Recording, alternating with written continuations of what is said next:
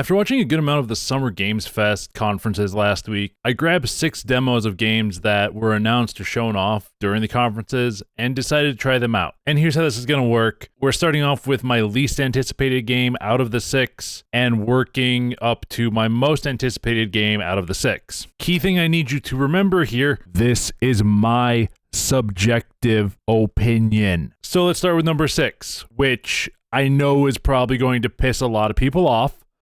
Valor Mortis. The thing about Valor Mortis is that it feels a lot like first-person Dark Souls, and it isn't hooking me because I've never been a Dark Souls player. I personally think this genre has been done so much, and there's always at least 2 new games of the Dark Souls genre or the Dark Souls style announced at like every event. And I think it's to the point of feeling like this genre is beating a dead horse. Pun slightly intended with this guy. I think there's a good amount of merit to Valor Mortis because the Napoleonic War setting is interesting and it hasn't been done that much before, and I do like the mechanics with like weak points and the pistol stuff, but the game's kind of like general style and just general genre just doesn't appeal to me. And the same goes for number 5, Mortal Shell 2. And it's for all the same reasons. It's basically a Dark Souls genre game. And I'm not a fan of that genre because it feels like it wants to be a combination of Dark Souls mechanics along with Warframe mechanics with like the shells. I'm not feeling it that much. A good amount of the mechanics, without playing like through the first Mortal Shell, feel like it could open up a lot of possibilities when it comes to combat and like the way the shells feel. But it feels so much more in line with like the Dark Souls genre being third person and just having like a really dark fantasy feel kind of feel to it. So it just feels a lot more in line with Dark Souls than I think Valor Mortis does. And it is kind of interesting with how they're combining the 2 genres, it feels like, of Warframe and Dark Souls. But I'm not really looking forward to it. It's not a game that I'm really anticipating that much after playing the open beta. If you have a problem with these 2 being on the bottom of my completely subjective list, then leave a comment on why you think they shouldn't be there. And we can have a polite discussion about it in the comments. Like I said, and remember, these are just my opinions. Or if you want me to give these games more of a chance, or possibly try to play them in a harder way, maybe hit those like and subscribe buttons, and I'll add those to the channel milestones like I've done with Elden Ring Hardcore, which I haven't really talked about, but I will be doing an Elden Ring Hardcore video when the channel hits 10,000 subscribers. Why? Because there's some other stuff I want to do before that, and I already know how bad of an idea that is, but we're going to do it anyways. The next 2 demos I would consider sale games for me. I won't pick them up right away when they come out, but I might pick them up during like the Steam summer sale or the Steam winter sale. I don't know, like it's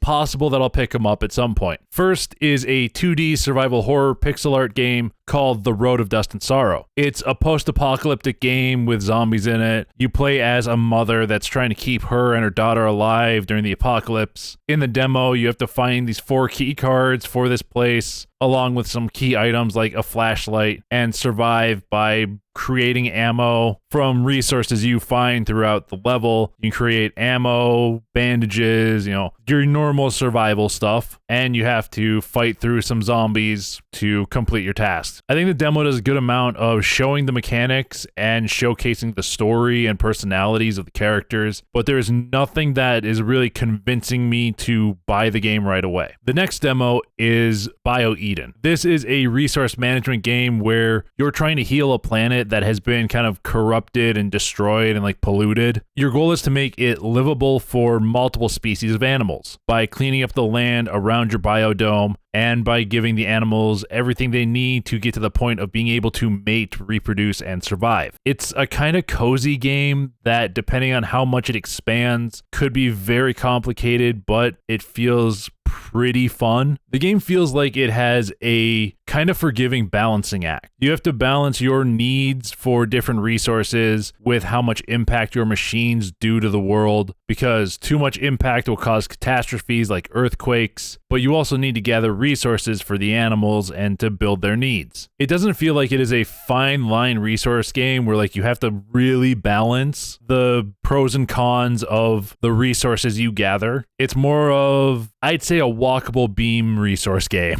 If basically like you have a good amount of wiggle room, it feels like, to play with in that for balancing between the impact you do and collecting resources. So the final two games are games that I will definitely probably be buying right away on release. The first one I've had my eye on for a while, and it is an insanely inventive puzzle platformer called Screenbound. The thing about Screenbound is that you are kind of playing two different games. So there's the 3D world that you're moving around in, and then there's the 2D world on your knockoff Game Boy. Certain things you can only see in the 2D world, like doors and ladders, and there are sections of the game where you go into that 2D world to explore and advance through the level, like underground sections and stuff like that. And it is such a fun and different idea, and I'm looking forward to it when it comes out, because I think it's going to be a fairly fun and interesting story along with very interesting mechanics. The final demo I want to touch on is what I think was the highlight of the Summer Games Fest showcase, the main one, and that is 1666 Amsterdam. But here's the thing about 1666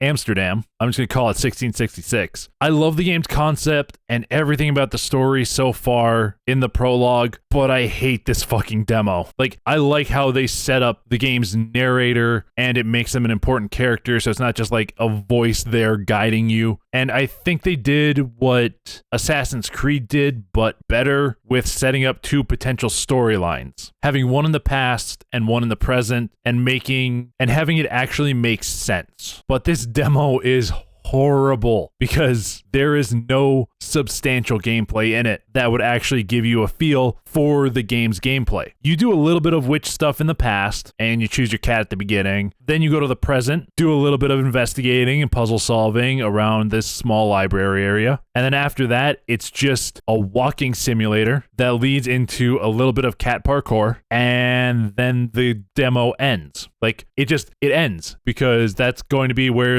it picks up with the olden time witch lady work, like going through the story. There is no actual combat or anything to give you a sense of what the majority of the game is going to be like, and it is super frustrating because I really want to like this, and I do like everything I saw from it and everything I played, but I wanted a little bit of combat so I could see, like, get the feel for it, if it's going to be, Dark Souls-ish, if it's going to be Assassin's Creed-ish, like, is it going to be more arcadey? Is it going to be like management stuff, like managing stamina and all that? Like, what is it like? And with all that being said, the game still has me intrigued enough that it's on my wish list, and I look forward to exploring its world and seeing what the story has to offer when it's released. It's just, I'm really frustrated with what they did with the prologue and the demo. And I know I'm not mentioning a bunch of games that I'm interested in and excited for, like, Gears E-Day, Fable, Halo Campaign Evolved, TMNT The Last Ronin, Wolverine, Crossfire, Exodus, just to name like a few of those games that I saw, but they don't have demos out, so I'm not really going to talk about them in this video, because I think they're a discussion for either a later time or for when they get released and I play them. And that's about all I want to talk about in this video, so I hope you have a royal day or night, whatever it is for you, and I will talk to you next time.